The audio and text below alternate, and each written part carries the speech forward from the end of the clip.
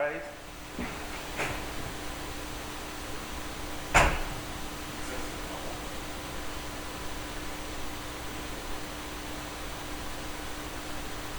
Morning again. Continue with the second argument for the day. This is Robertson versus Banco Popular, number 26.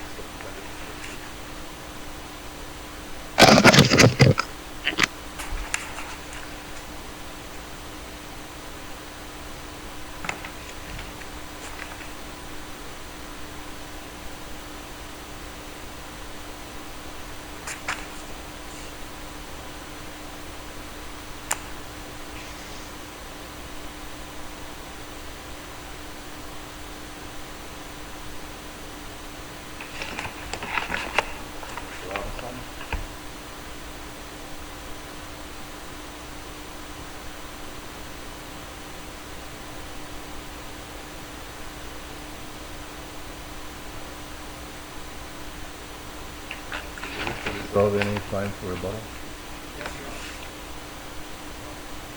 5 minutes.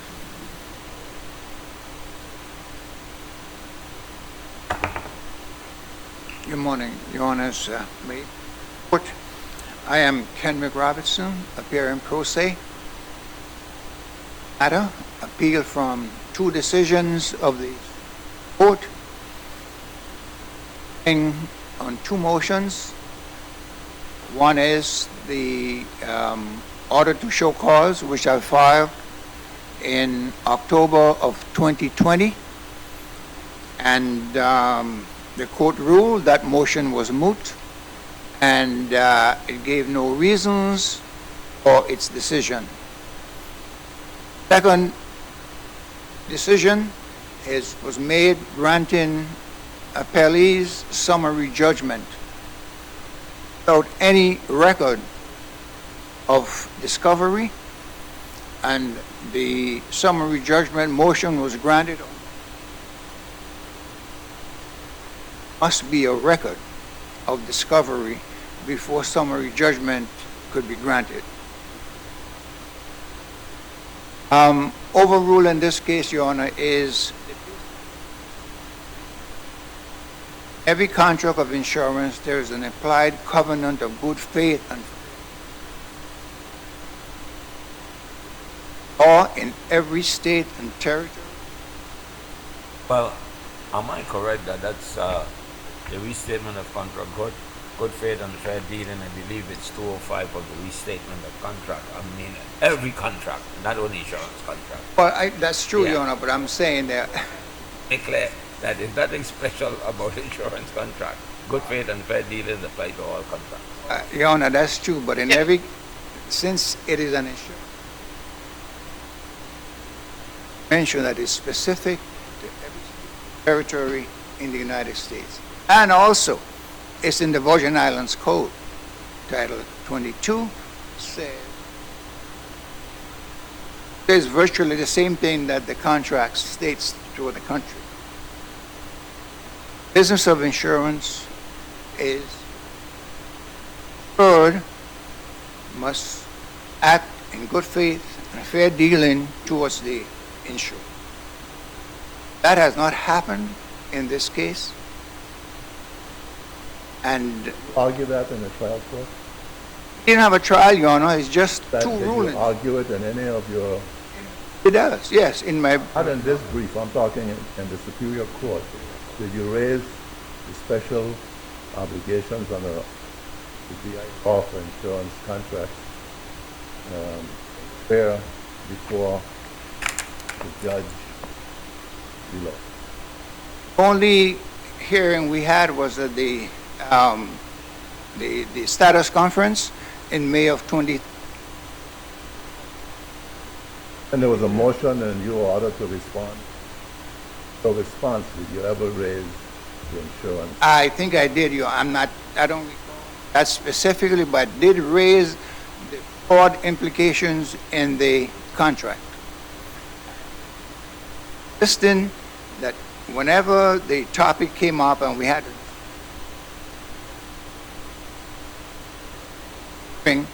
I mentioned that there is in this contract the duty of the insured to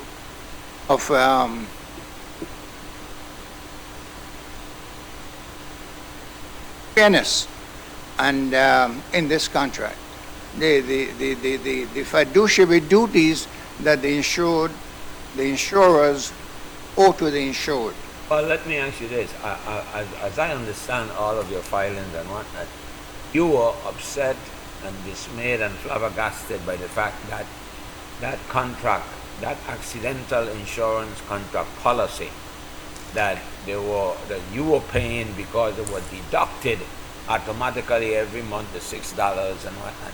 And somewhere along the way, the contract was cancelled. The policy was cancelled, but the bank still continued to deduct the $6. That's the gist of basically what brought you here. The fact that you didn't have an opportunity for all those years, they didn't tell you, but they took your money. Am I correct? That's right, Your Honor, and that's what my argument. After all these years, I left it up to the bank. I trusted the bank. I said, well, you take the money. I didn't want to miss a payment for the policy to lapse. But then I inquired over time, well, where is the policy? I never had a policy. Did the bank tell you something like, oh, you know, they send you a Spanish printed policy? That was the first notice that when I signed up, Right. and the agreement to deduct the money from my policy. That was in 1992. Well, let me ask you this, because I get the distinct impression that what the bank did at some point in time, they had changed insurance companies, and it was terminated. The original policy was terminated with one insurance company, and did the bank move it over to another insurance company so that they can continue to take the $6 monthly withdrawals from your checking account? That's true, Your Honor. But the information I got from a bank employee is that after the first year, because the bank didn't renew it.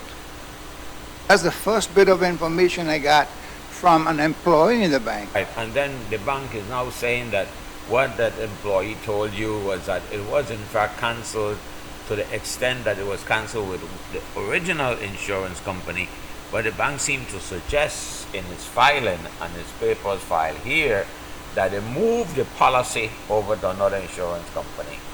So as to say that, well, we were still obligated to deduct the $6 because whereas it was cancelled with one policy, with one insurance company, it was moved over to a second insurance company so that you really had coverage. Does that sound correct? But that's what I was told, but I keep insisting. Where is Well, my policy?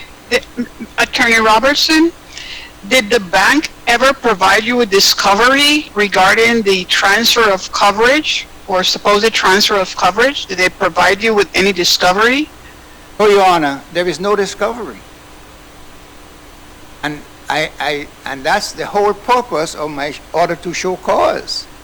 Because I notified the court that here we have an order and it's not being obeyed. So the court needs to, because I've been given the appellee's extension to provide discovery and nothing came.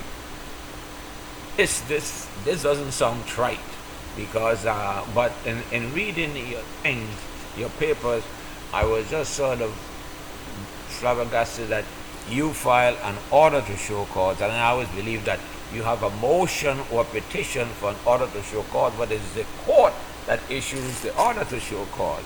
Well, it's called an order to show cause, Your Honor. Right, yeah. But you make it sound as if that you were filing, that you had issued it. I just said that the context in which you use that gave the impression that you had issued the order to show cause. But what you were looking for is that for the court to bring in the opposing side, because you were seeking discovery, and you cite the Rule 56 that says that summary judgment after you look at the pleadings, the practice, and after an opportunity for discovery,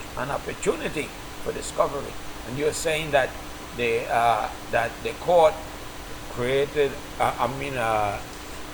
committed a grave error by moving to summary judgment without giving you the opportunity to conduct your discovery. And you were raising a ruckus about it where it seemed as if that the judge totally ignored your plea for discovery and went straight ahead and ruled on the motion for summary judgment, granted summary judgment. So now you are before us and you're saying in essence that grave error was committed against you because you wanted to have your discovery under the Rule 26, I believe it is, but didn't. And you even said that you wanted them to be sanctioned, even though you cited to Rule 11, but it was actually Rule 26 have its own sanction thing. But you are seeking sanction because they violated the discovery rule, and you are also saying that you needed the discovery in order to respond to the motion for summary judgment. Am I correct? Yes, Your Honor, you're correct. I didn't ask for sanction. I asked the court to hold appel in contempt of the court order for discovery. That's a sanction. No, I could have asked for sanction under 37-1, which is specifically the sanction rule. Why didn't you move on that? No. The rule that is trying to enforce discovery, Yeah. that is the rule that you should use. Yeah, I could have, but there are other provisions. 11 is. No, because the other side is saying that Rule 11 that you cited, that has absolutely nothing to do with discovery. Why? Because the discovery rule has its own sanction rule and provision. Therefore, because of that, it was excluded from Rule 11, which is a general sanction against lawyers. At least that's the argument. Yeah, that's the argument. But my argument is, I was notifying the court that the order, the discovery order, was not obeyed.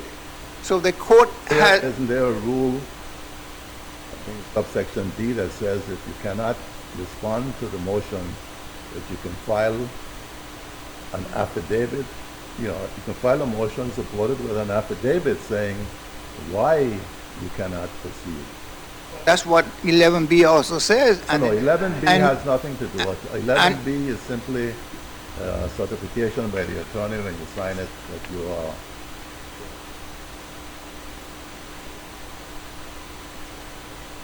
Still some dispute as to whether or not that actually covers discovery.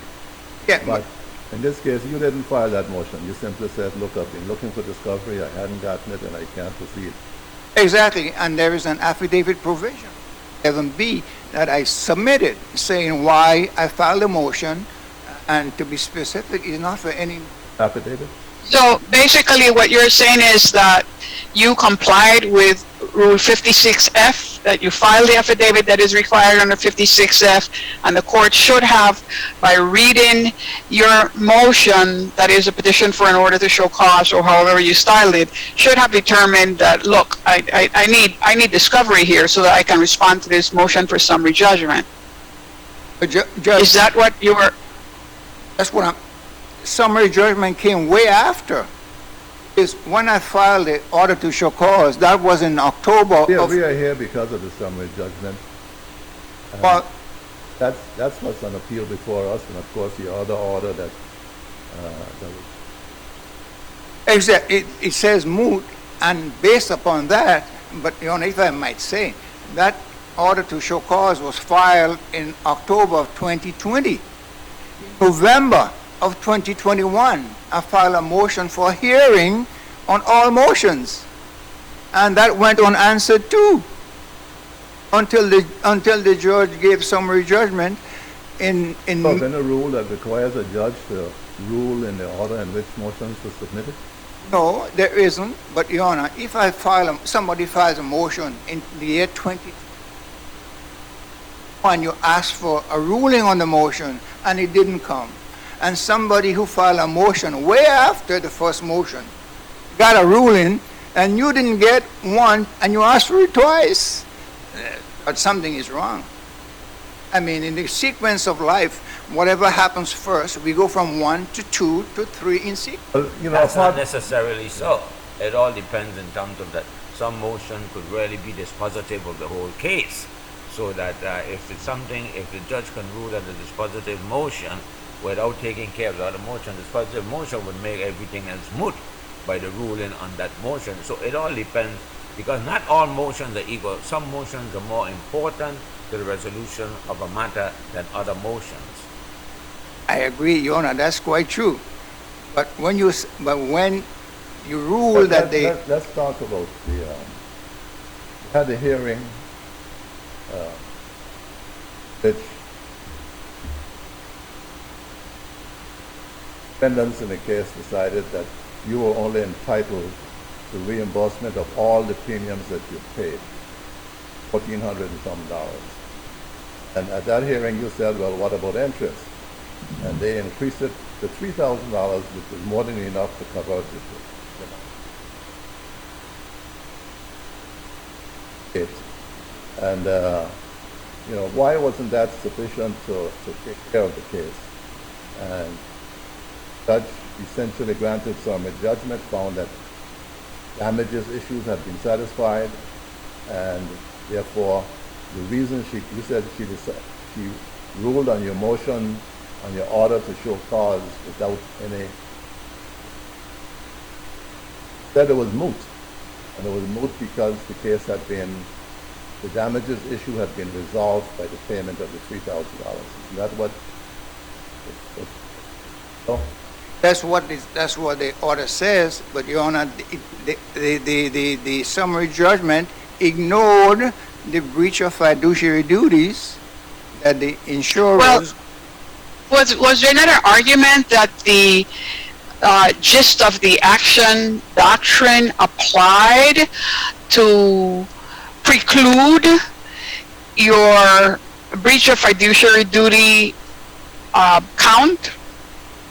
Your Honor, there is the gist of the doctrine, whatever, was applied. Gist of the action. Gist of the action was applied, but it is incorrect, because you have the underlying principle of contract that the other parties owe the insured fiduciary duties. So there is no need to go to the gist of the action doctrine, because it's already decided in the law that what other damages would there have been? They said that you didn't plead for punitive damages, so what other damages you would have been entitled to? Your Honor, it's fiduciary duties. What's the damages from the fiduciary? Judge, I don't know. That's up to the jury to decide. I didn't specifically say what I had to find out exactly what happened, and that's where discovery comes in. And discovery was not allowed.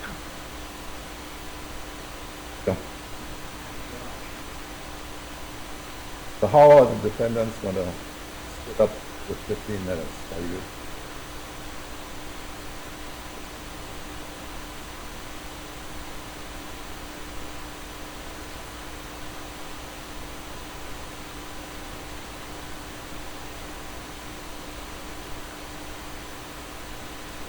So 6, 6, and 3. All right.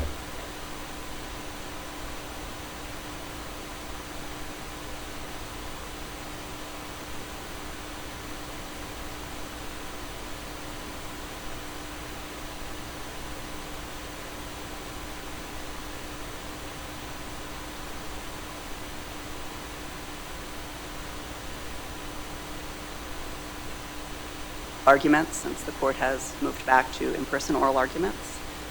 Pleasure to be speaking to you about this very interesting case this morning.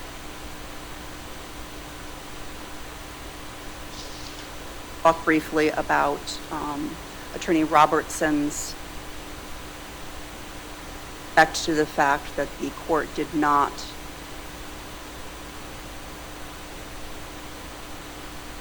or she entered a motion for summary judgment in defense.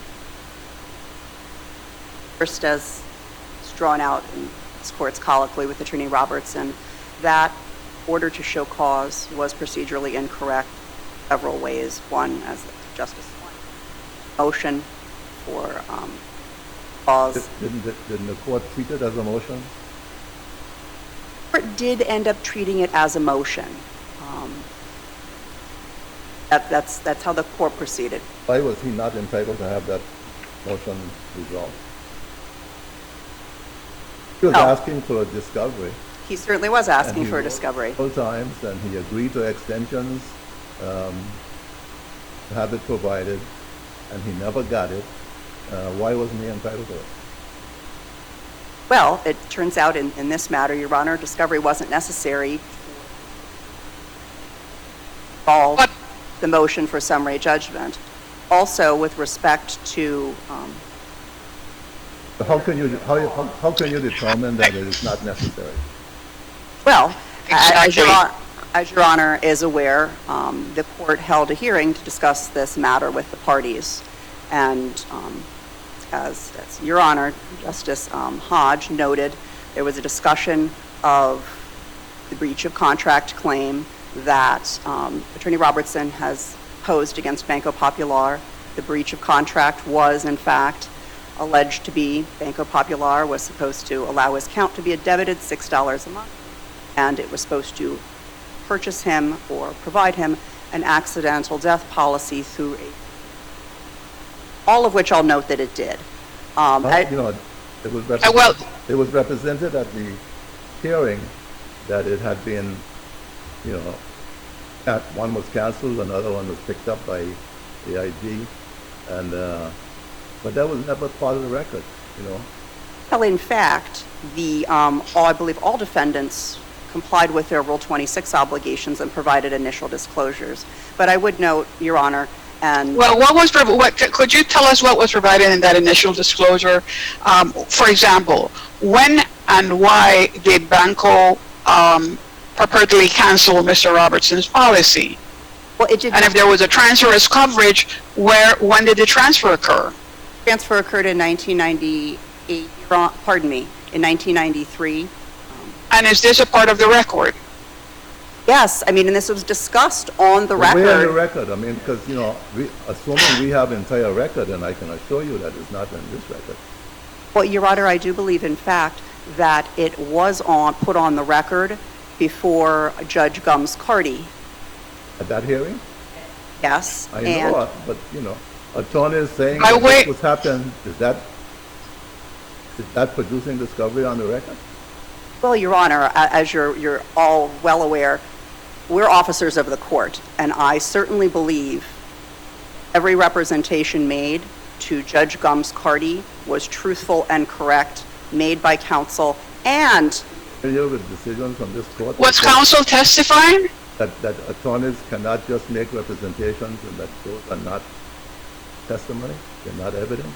yes, Your Honor, but let's take the next step. Counsel for Banco Popular, Attorney Messier, said Attorney Robertson did in fact have insurance. But putting that aside, they're willing to pay him, reimburse him for the payments he made for the policy in the amount of a little bit over, I believe, $1,400. I think it was $1,400. And then Attorney Robertson inquired about interest, and counsel for Banco Popular said, certainly, good point. We will pay you $3,000. So, although Mr. Robertson had insurance through Banco Popular, debiting up his account and getting him the policy which he promised, that his damages So how do His we- damages how do were we- obviated by the $3,000. But how do we know all of that?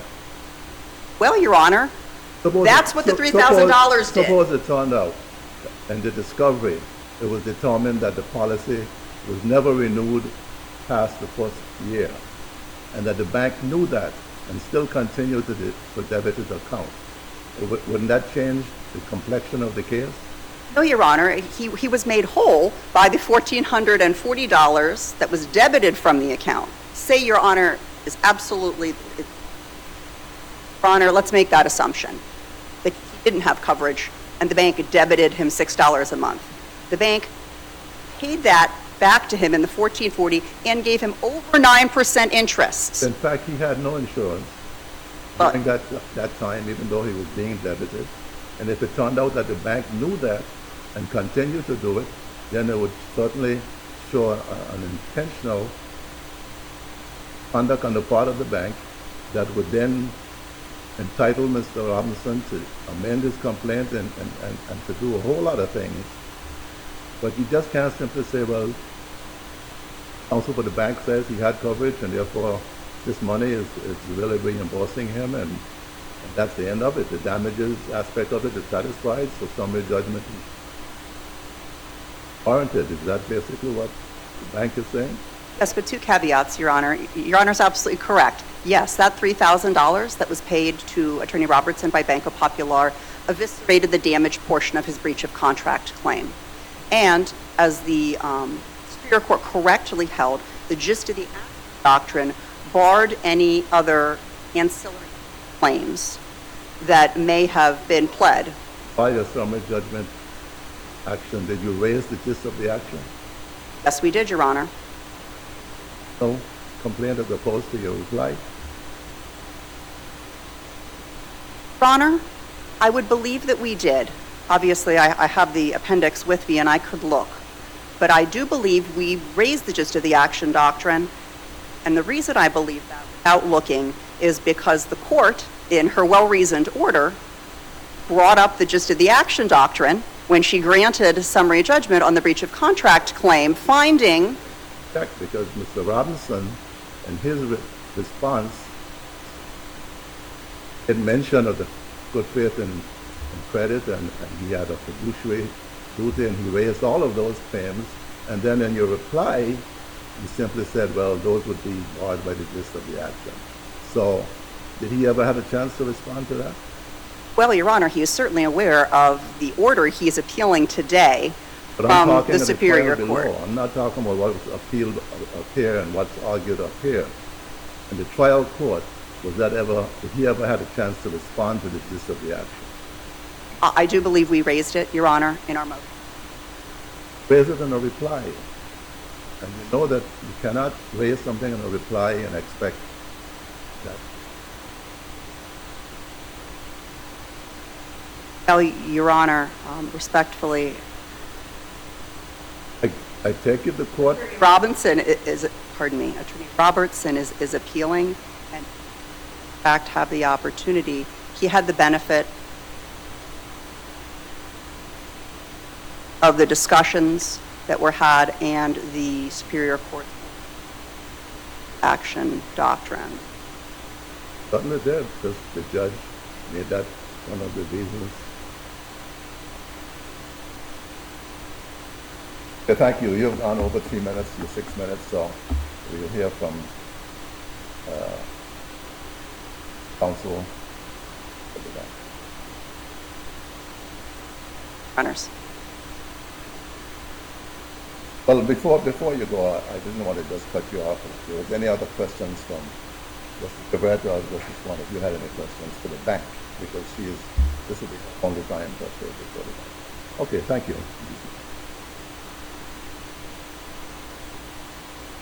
Councilman St. Croix, are you ready to proceed? Okay, you may proceed. Good morning. Morning. Anne Cecile O'Neill, appearing on behalf of Appali American International Insurance Company. Good morning, and thank you, Chief Justice, and may it please this court. The Appali IIG respectfully requests this court to affirm the Superior Court's April 13th, 2022 rulings, granting the appellee's joint motion for summary judgment in favor of the appellees, and thereafter denying the appellant's order to show cause filed on October 26, 2020, upon preliminarily finding that the request became moot when Banco Popular tendered the $3,000 payment, satisfying all damages in this case. The lower court's rulings should be so affirmed, most significantly, because the appellant readily concedes, 1, that the payment of $3,000 satisfied his breach of contract claims. 2, that the alleged breach of fiduciary duty tort claim is grounded and created by virtue of the duties stemming from the accidental death insurance contract purchased from the insurer's appellees. And 3rd, that the alleged conversion of funds owned by appellant tort claim also arises from the accidental death insurance contract purchased from the insurer's appellees. And especially under the facts and circumstances here, where the appellant's own sworn responses to interrogatories and discovery demonstrate that the appellant, throughout the 1992 through 2012 period in which the $6 per month premium payments were debited from his Banco Popular account, in fact had actual accidental death insurance coverage until the appellant himself elected to cancel it in 2012. Here, while the Superior Court in Franken v. Bradley How does he know that aptly instructs... How does he know that your company insured him? The appellant, Mr. Robertson, produced discovery, including sworn interrogatory responses in response to Banco Popular's interrogatories and demand for production propounded. And in those, I think he repeatedly says 300 and something pages within there, which is cited in our brief, it was shown and demonstrated that he had, in fact, at all times from 1992 through 2012, had insurance for the accidental death insurance. May I proceed, Your Honor? Yes, proceed. Thank you. While the Superior Court in Franken aptly instructs that the gist of the action doctrine should not be automatically applied, rather, the peculiarities of each cause of action may warrant varied application of the rule at different points in the life of a case. We argue here that, like in Franken, the Superior Court correctly found that the complaint provides sufficient information for the court to determine the gist of the action doctrine, bars the appellant's tort claims because the appellant concedes that the alleged duty arises directly out of the accidental death insurance contract purchased from the insurer's appellees. And the factual allegations, as pled, stem from failure to fulfill contractual promises. Thus, in applying the gist of the action doctrine, when the tort claims asserted by appellant more than 9 years ago may be found to, 1, arise solely from the contract between the parties, where the duties allegedly breached were created and grounded in the contract itself, where liability stems from the contract, and where the tort claims essentially duplicates the breach of contract claim, and the success of which is wholly dependent on the terms of the contract, especially here where the Superior Court properly determined, after balancing the interests, that appellant had in fact been made whole. And so, with regard to the gist of the action contract, that is a common law doctrine, is it not? That is correct, Your Honor. Justice. And has this Supreme Court adopted the gist of the action contract? No, I'm sorry, not the contract, doctrine. I understand. No, Justice Cabret. However, the courts have been interpreting and applying the, in fact, even the Third Circuit in Addy applied it and went through the analysis, and in Franken, the Superior Court in 2016 goes through the Banks analysis, which is required when before applying a doctrine that had not yet been adopted by the Virgin Islands Supreme Court. And that's why we're here today it's important to note that Attorney Robertson never states that it shouldn't be adopted in the Virgin Islands. He simply states that it's not applicable in this case. Why should it be adopted in the Virgin Islands? Well, let me answer a different question. Is it a doctrine that has been adopted by a majority of the states? While in the bank's analysis in Franken, it shows that it has not been a majority position in most other jurisdictions. When we do the balance and we consider that in the Virgin Islands, the Superior Court has been applying it, where in Puerto Rico, in the decision of the Third Circuit, even though it wasn't acting in its capacity of appellate court, also considered it, that there are instances, and it's important that that's where you can control it. There are instances where, like in this case, because it is a de minimis damage case, but more importantly, because the complaint itself, the way it's framed, it would be a waste. Let me just stop you right there. You're saying it's a de minimis damages claim, but the defendants provided Mr. Robertson with no discovery. So if he has a potential bad faith claim, for example, we wouldn't know, would we, from this record? And so it would remain a de minimis claim because no discovery was provided.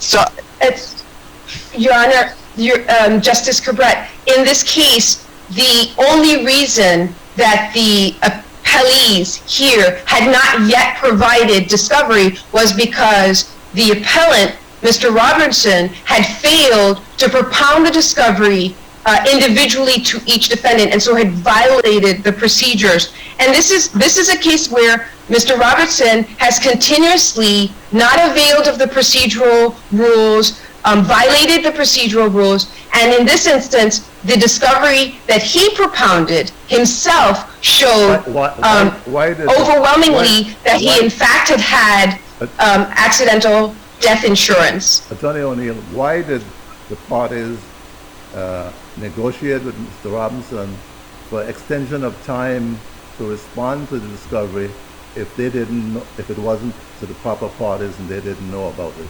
Is it really proper to say that you didn't respond because the interrogatories were not properly solved on the individual parties? Chief Justice, in this instance, the appellants had properly procedurally before the court presented the arguments in their opposition, and it is Mr. Robertson who failed to file a reply to those arguments.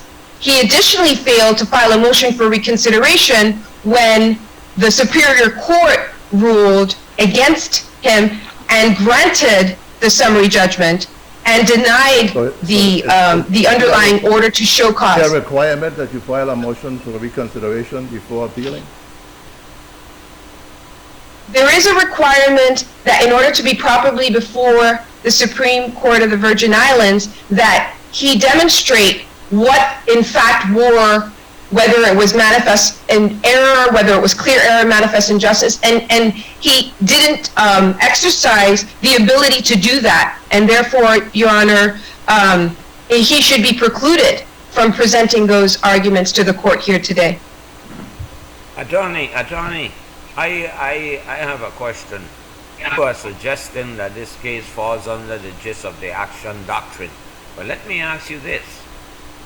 Am I correct that there can be instances where you have a breach of contract action, and interwoven with that breach of contract action, there can be a tort action? Am I correct? I can't hear you. Yes. Yes, okay. Well, yes, Justice. Right. Yes, Justice, when there are instances. Right, okay, good.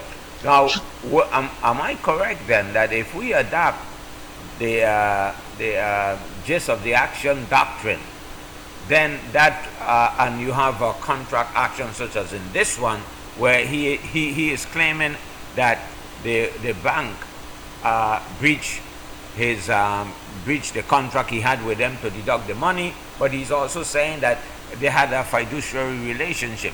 Well, if in fact that we adopt that doctrine, then that can preclude a lot of people that might have legitimate tort action emanating from a breach of contract action from ever filing it, because the first thing they're going to say, this comes under contract law, you can't bring in the tort law because we are invoking the gist of the action doctrine.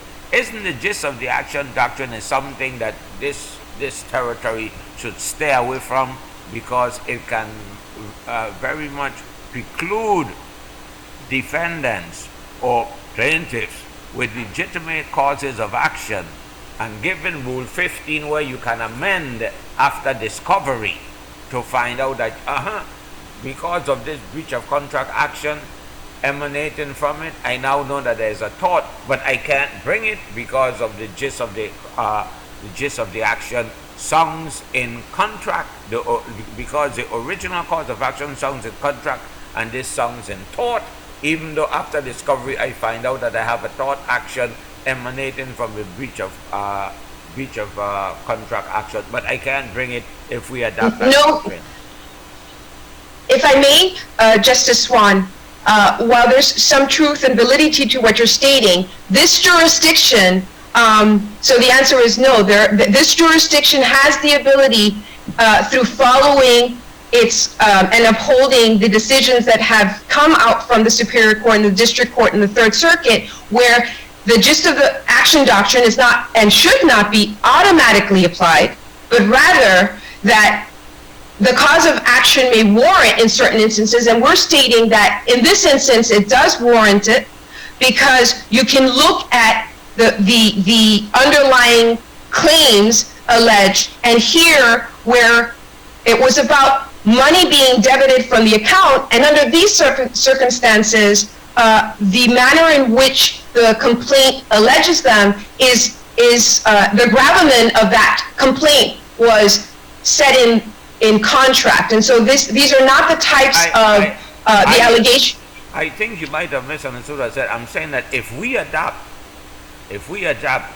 the gist of the cause of action, and if we have a contract action, but also within that contract action there are certain underlying facts or collateral facts that could give rise to a tort, that if we adopt the gist of the action doctrine, that tort action will be lost to the party that suffers under that tort. No, Justice Swan. This court, the Supreme Court, has within it the ability. Well, let me ask you this: am I correct that the gist of the action, the gist of the cause of action, generally says that if you have a contract action, then anything else that you bring in has to be sung in contract, not in tort? Doesn't preclude in many instances a tort action?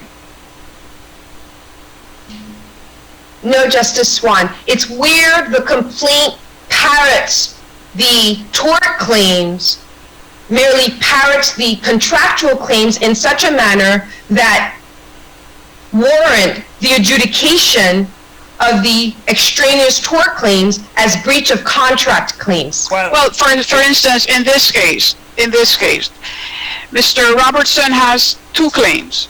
He has the breach of contract claim, and then he has a breach of fiduciary duty claim, which could come from the contract, but it's also a statutorily engrafted duty that the insurers had, and the bank as well.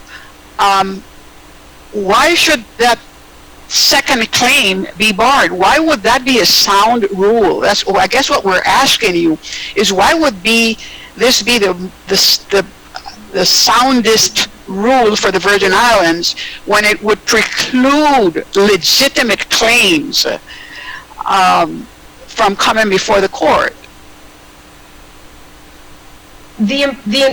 Justice Cabret, The important thing here is that the court would be able to set out a rule that carefully looks at the particulars of a case. And in this instance, where it is clear from the complaint that the allegations are that the premiums were taken and debited from the account, but actually not remitted or did not end up in a policy, it is narrowly framed in a very contractual way. And therefore, the Supreme Court of the Virgin Islands can, in adopt a policy that sets out and delineates where, like in this case, the allegations are very narrowly contractually based. In other words, the duty really arises in this instance from the violation or breach of the contract, versus there may be some instances, and the court in Woodson, the Superior Court in Woodson,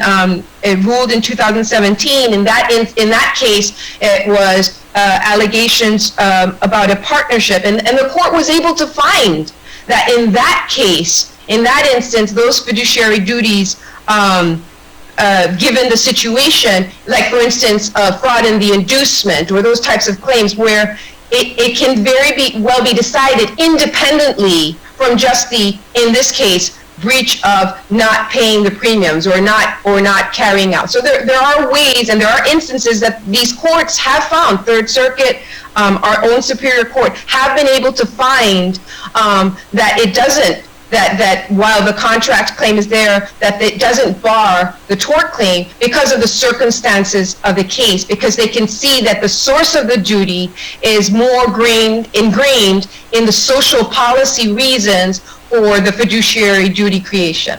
Attorney, I am back to my question. And let me give you an example. I hire an electrician to wire my newly created $6 million mansion. Not that I have one, all right? And we sign a contract.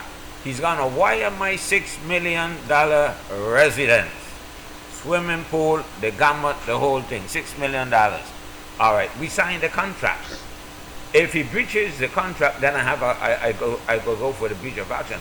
But in wiring the house now, either his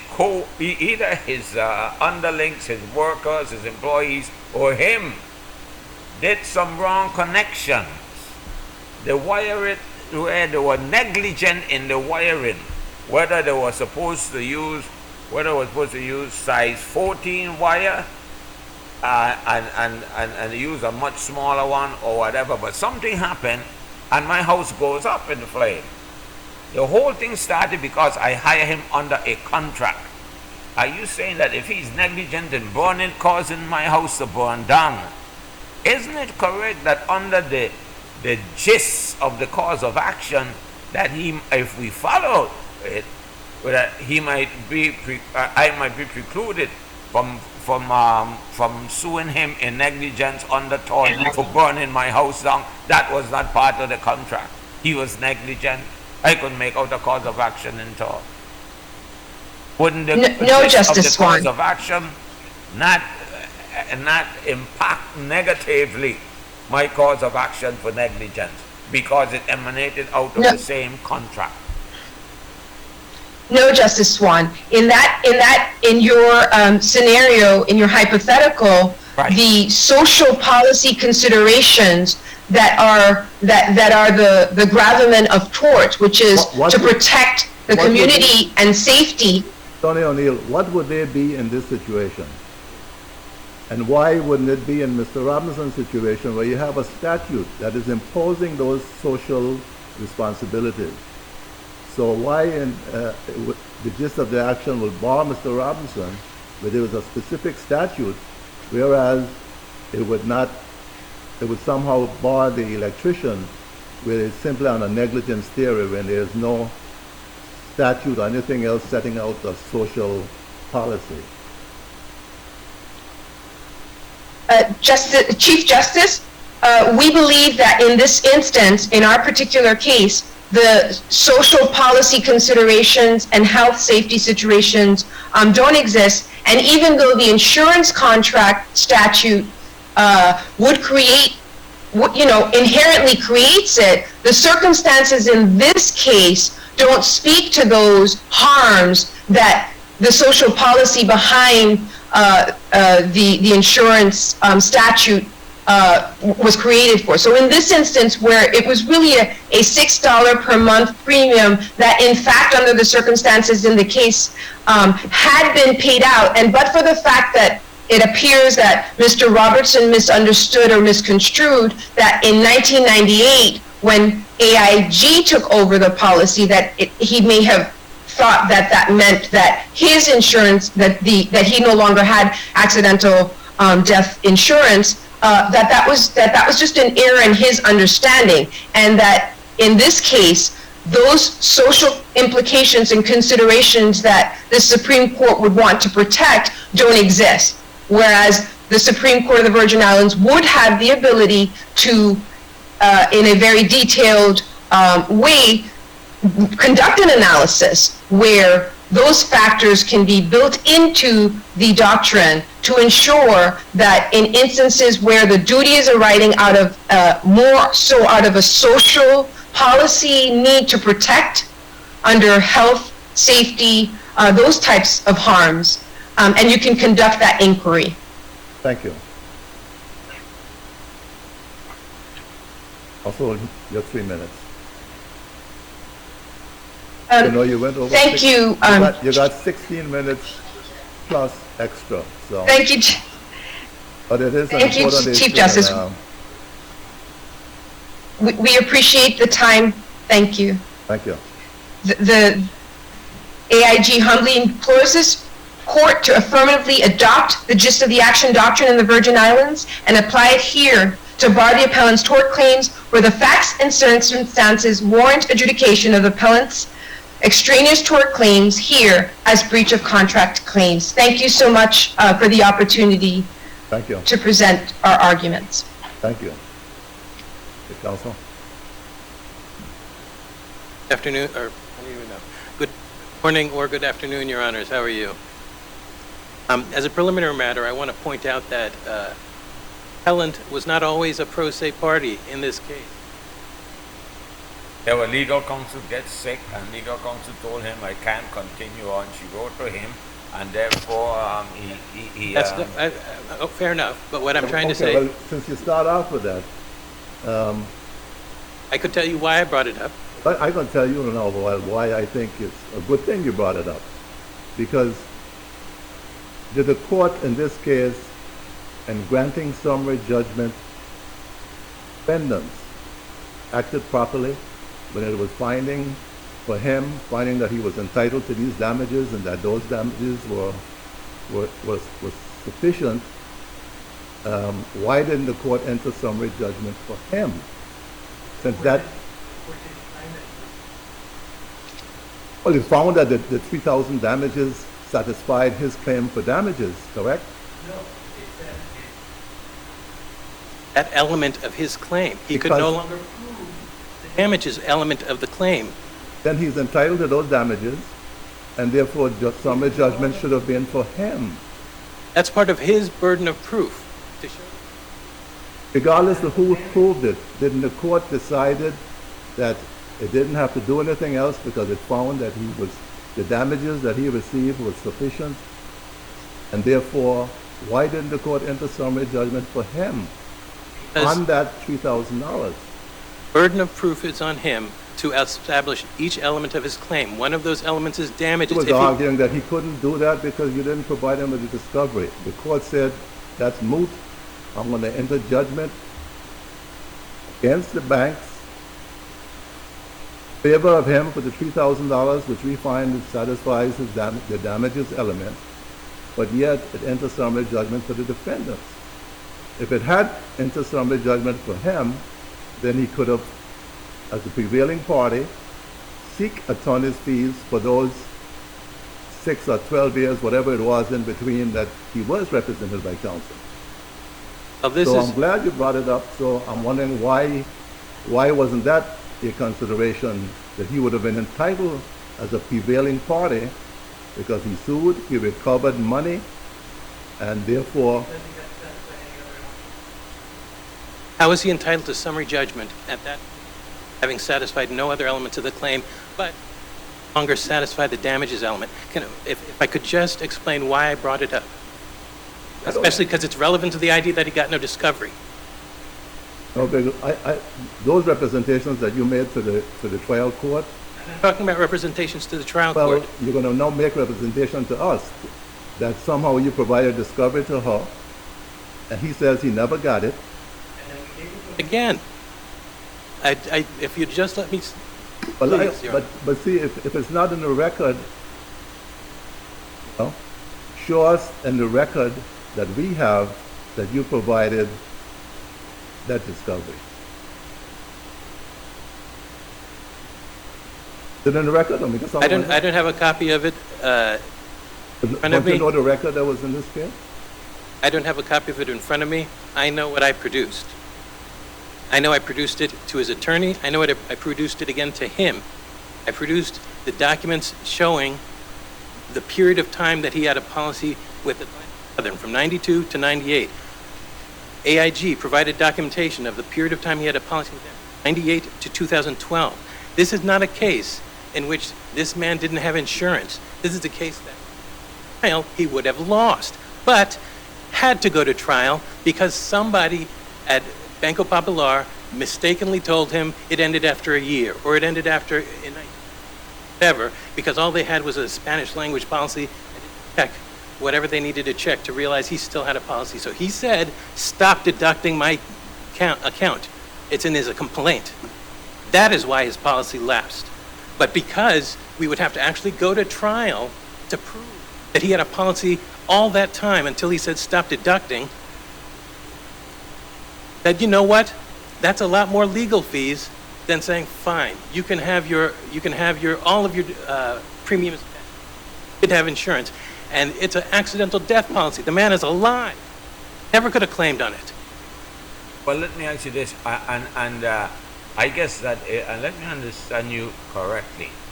What you're saying is that there were two insurance companies involved. The first time, or the first one, and somewhere along the way, there was a switch by the bank. Am I correct?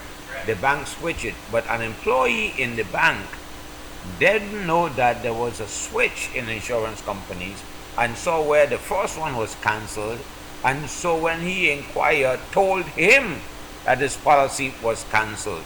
But his policy was not cancelled. It would just move to another insurance company. Correct. All right. Now, when he finally raised a ruckus and went to the bank and said that you are deducting my money, but I don't have a policy, that's when his policy was cancelled, under the pretext that he requested the cancellation, not that the bank itself did the cancellation voluntarily or without his knowledge. That once he says, you're taking my money and I don't have and I'm not insured, and therefore the bank said, all right, we will stop taking it, and that's when the money stopped. Correct. But not that he wasn't without coverage all the time. It's just there was a switching of insurance company. Correct. And whoever was that employee that gave him that information, it was erroneous. Who was He was insured covered. under the Atlantic Southern policy? Talent. And when it was canceled, whenever it was canceled in 2008, did you ever notify the insured that the policy was canceled? I don't know that he was notified because of replacement policy, the new insured policy. Regardless, if you were the person that his money was being deducted to pay Atlantic Southern, and Atlantic Southern canceled the policy, then the rules require that at least the insured be notified before the policy canceled. That's how he knew to sue both of them. So Atlantic Southern issued a bank statement to him? Bank issued a bank statement saying the $6 credit was going to, and it was going to AIG. So he was on notice it was a different under the insurer. That's how he brought it. insurance code, can you cancel a policy without notifying the insured? Can any insurance company cancel a policy without first giving notice to the insured?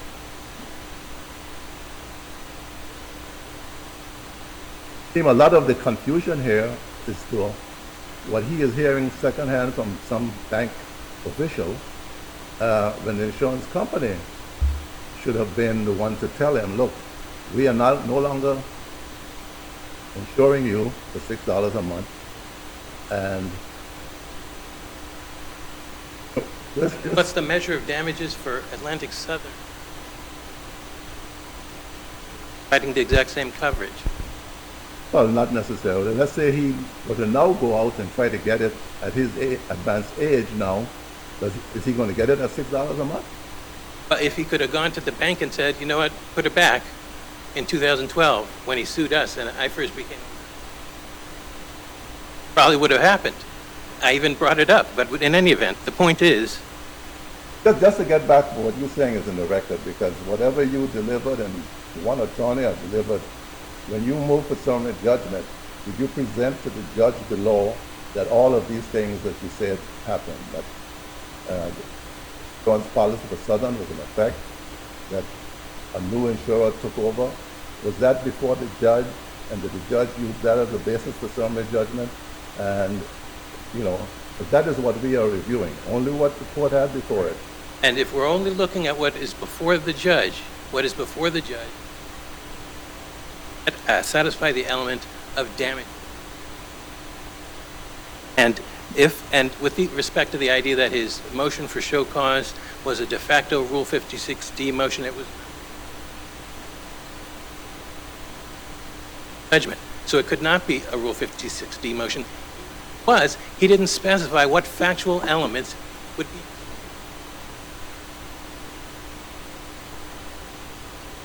Because he can't. And lastly, Your Honor, two things. The joint motion for summary judgment at footnote 3 raised just to be, and the joint summary judgment motion at footnote 3 raised action doctrine. That's where it was. And Justice Swan, you had brought up your hypothetical with your lovely mansion. Yes, $6 million. What does the hypothetical contract with the electrician say about warranty? Pardon me? What does the hypothetical contract with the electrician say about warranty? What does the warranty provision say? If it has no warranty provision, the common law applies. If it has a warranty provision, you can't. Common law. No, I'm simply saying is that I hire him to hire my house. That's the contract. Once he did not complete that, or the contract or the house was not wired, then there's a breach of contract.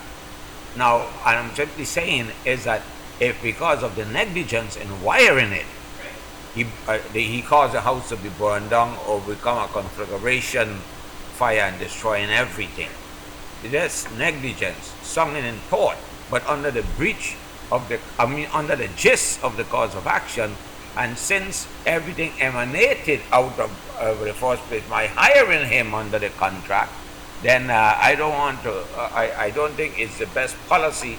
It may not be the best policy for the Virgin Islands, because in some breach of contract action, they might also give rise to a tort action. And what I'm saying therefore is that the tort action should not be dismissed.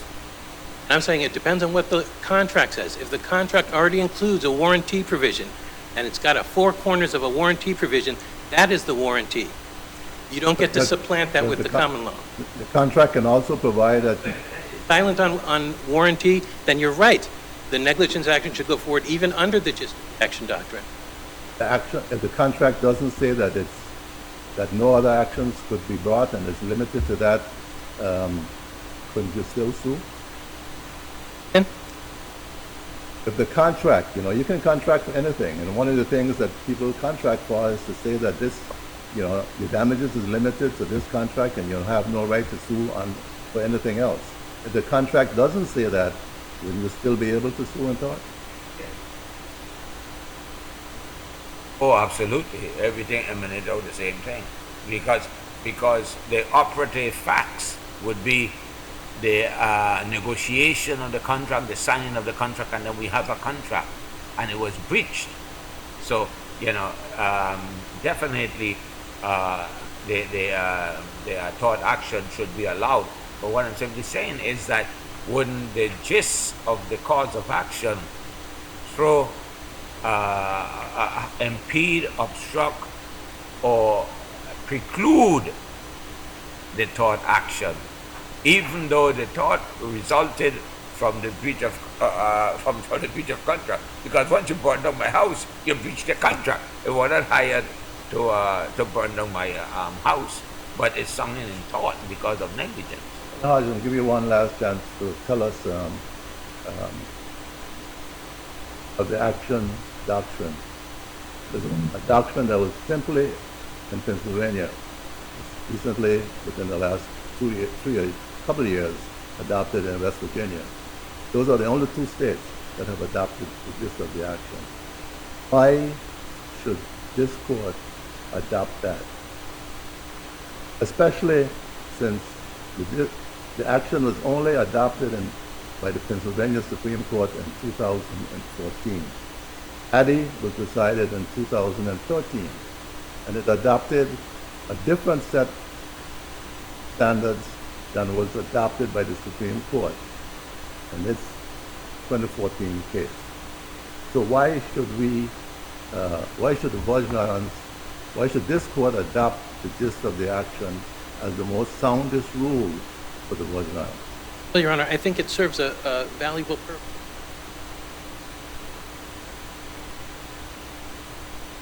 Doctrine that allows for acknowledging the uniqueness of the situation and address a case in which the tort mirror of the contract claim. For instance, there is nobody's house who got burned down in this case. There's nobody who suffered a damage that you could describe as a tort damage. When you asked him, well, what is it? I don't know, maybe the jury could say. And even come up with a a measure for it. Didn't he consistently say, I don't know until I get discovery? Didn't he say that several times? Not what 56D says. The 56D says you're supposed to. But even in the hearing that you had before, there was no summary judgment motion pending, and from then he was contending, look, I'm not going to accept this $3,000 because I haven't had discovery. I don't know what my damages are. Isn't that the purpose of discovery? I mean, it's not a fishing expedition, but isn't it? By one discovery request. Right? Doesn't he have to identify a discovery request that addresses his measure of damages to say damages based on his bank statements, 100 and some odd pages of bank statements or whatever produced as part of our summary judgment motion? That's irrelevant to my breach of fiduciary duty. Where's the discovery? I'm sorry, say it again. So you produced 100 and something bank statements as part of the summary. Okay. Appendix. Yeah. Robertson, you got 5 minutes. So.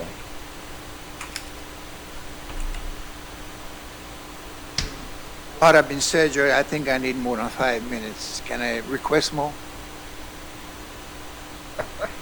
I've been lenient with everybody's time today. So All right, thank you. Make your argument. Yeah, no, thank you. So much has been said, and there is so much confusion. Just of the action doctrine, the law in the Virgin Islands is superseding the gist of the action doctrine. There's no need to apply it. What law? What law is that? Title 22 of the Virgin Islands Code. What does that say about the gist of the action? It doesn't say anything, but it just says that in every policy of insurance in the Virgin Islands, there is a duty of good faith and fair dealing. How does that apply to the bank, who is not an insurance company? It does. That's the law. The law? That's the law in the Virgin Islands. You have to. This is Title 22 that deals with insurance. Yes, Title 22 specifically insurance. So how does the bank fit into that? Because they have to honor the law. That is it. It supersedes the gist of the action doctrine. Need to apply the doctrine when you have the law of the Virgin Islands and case law from the different states. Well, my best recollection is that what you are talking about, that section on insurance, am I correct? It talks also about on persons, corporations, or companies, and it goes on and on and on. Yeah, in but that it section. imposes the obligation on the insured. Right, but what I'm simply saying is that it covers more than just insurance companies. Yeah, it does. It it covers, and they talk about persons, corporations, and companies, and that sort of thing.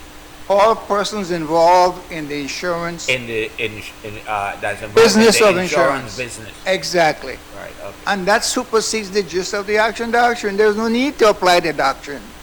I mean, That's the law in the Virgin Islands.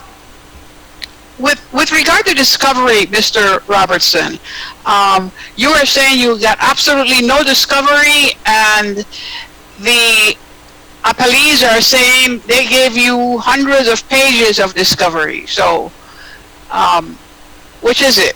No, Your Honor, they are wrong. No, But they say that you attach them to your motion, your reply to the motion for summary judgment. I provided 337 pages of discovery documents to them, and they haven't produced one page. And that's in the court's hearing. Well, that's You what said you you said in provide your all brief. of these bank statements that showed who was insuring you at different times. Isn't I that provided that in this. got it? You didn't No, leave it. it just shows me the money was taken out and who it was sent to. Never had a policy from anybody. Nobody They contacted showed me. that it was being sent to American International. They showed that it was being sent to Atlantic Southern. That's what the statement says. I never asked, question it. I just took it, well, the bank knew what they were doing. But when I asked them to show me where I had a policy, show me who had got the money, they never responded. And I never canceled the policy, Your Honor. And they never sent me a notice of cancellation. To instruct the bank to stop paying. No, all I did was inquire. And even when the action was filed, they still take the money. They didn't stop until 2 months afterwards. And those statements, I didn't give them, but I have them. I happened to find them one day digging through my... Not in the record, no, we're not dealing with those. That's why I'm holding them to the record, and I'm going to hold you to the record. Yeah, I provided 337 pages to them. And it's acknowledged in the court's hearing. Never provided you a single page. Because there was no discovery. Asked for any documents? I understand you sent interrogatories. So I you did. asked I submitted my interrogatories and then asked them to produce any documents? yes, Your Honor, I did. And they keep saying to me, oh, you're asking us all the same questions. It's confusing. I don't know what you're referring to. That's Banco Popular's response to me. Let's say you didn't send it to the right party. I sent it to each one. It's in the record, Your Honor. It's in the docket. Tell us why the $3,000 wasn't enough to satisfy all your damages. Judge says that satisfied the breach of contract claim. There was no mention of the breach of fiduciary duties claim, which is a gravamen of the complaint. That's in the law. That's insurance law. That's in the Virgin Islands law. So how could you say this satisfied the breach of contract claim and never mention breach of fiduciary duty, which is the gravamen of the complaint? It's mentioned in my complaint at least 7 times. During the hearing in the court, Attorney Hart said it's not in the complaint. And I had to say to him, no, look at it. It's there 7 times mentioned in the complaint. And he said, oh, no, it's not there. I just left it alone, but I know it's in the record. But Judge, another point I must make is that the court said she granted summary judgment under 56B. 56B says you grant summary judgment after the close of discovery, not before.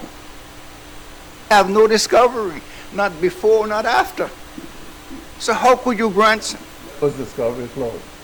It never opened, Your Honor. It never started. How many years is this case pending? Since 2014. 14, 13, I think it is. I lost track of it. So they said they made the initial disclosures that's required by the rule. They never made any judge. Even though you make disclosure, we're talking about here. This is a contract. You're the insured. You owe the insured this duty, implied covenant of good faith and faith. Deal with me fairly. Say, okay, I sent it to you before, but here it is a second time. What does it take to send something to somebody in the mail? I gave them each one extension twice to provide me with the discovery documents, and they never did. So when counsel said that he sent them to your lawyer and he sent them to you afterwards, you're saying to this court right now that you've never received them? Judge, it's not even in the docket. I didn't receive any, and I have never received any document from Attorney Hodge. Never. Said he got an email back from you acknowledging. I'd like to see that email. I'd like to see it. And my emails, his email from me and from me to him and Attorney Giggle is in the docket.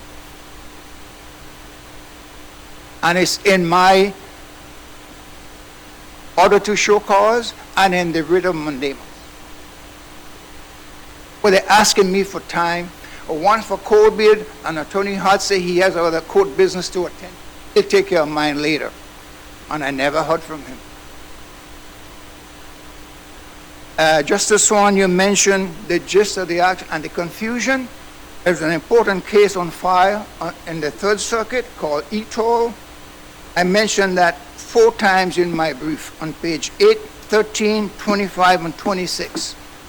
And Etoll specifically says, when you have a breach of contract, Is that the case where that begin with a small e? Yes. Yeah. Sometimes they put a uppercase C, sometimes they small put e a... and then something. And Exactly. Yeah, and I couldn't for the life of Etoll me says figure that out. specific, it's a long opinion, but it specifically says when you have this dual conflict with contract and fiduciary duty, the case can proceed. One doesn't take priority over the other.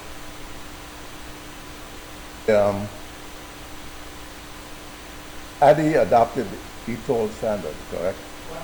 The Addy Third Circuit case adopted the Etoll 4 standard, correct? I'm not sure, Your Honor. All right. Following year, in 2014, the third, the Pennsylvania and Bruno rejected the Etoll standard.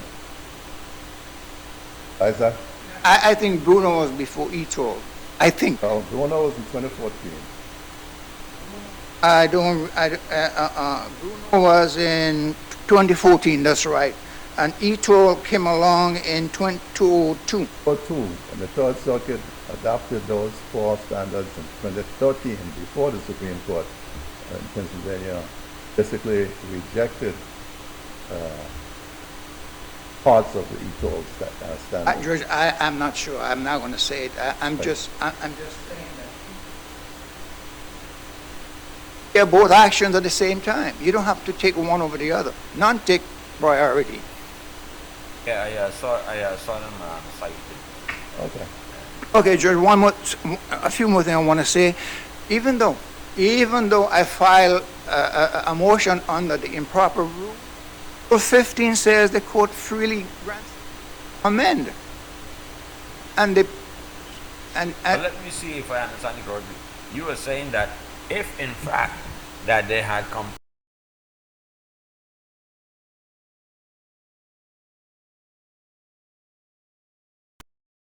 separate cause of action, then you could have amended under Rule 15 and then you could have proceeded. And all of this should have been allowed you time and whatnot before or prior to the Rule 56 summary judgment. exactly, Your Honor. I got you. I'm saying that's what the rule says. You grant a leave freely to amend. So if they're objecting to it, the court had an opportunity to say, okay, there is some conflict here. I give you leave to amend. I don't want to answer my last question, but why is it that when you saw that motion for summary judgment, why didn't you ask the court for more time to conduct discovery? We've already gone 2 years into this. It doesn't matter. You now have a motion for summary judgment staring you down. And am I correct that under the rules that are concerning Rule 56, summary judgment, that a court can grant extra time to conduct discovery to a party before the party or would have to respond? Possibly, I should have, I could have, but after spending so much time with the court to get discovery, to have a hearing on the appellee's breach of the discovery, so much time was wasted and wasn't getting any traction from these. So I said, let me come to the, I have a right to appeal to the Supreme Court and bring the matter before the court. Bill? Judge, I think I want one more time, just one more minute. I'm sorry. It's a lot been said. I just want to say that this court had the opportunity to rule on a federal case where this court said it will only uphold the Superior Court's decision if it is correct.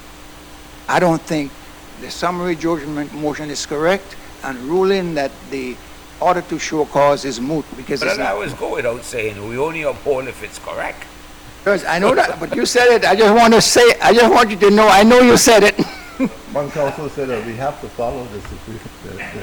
Thank you very much. I Okay, thank appreciate you. it. The matter is submitted.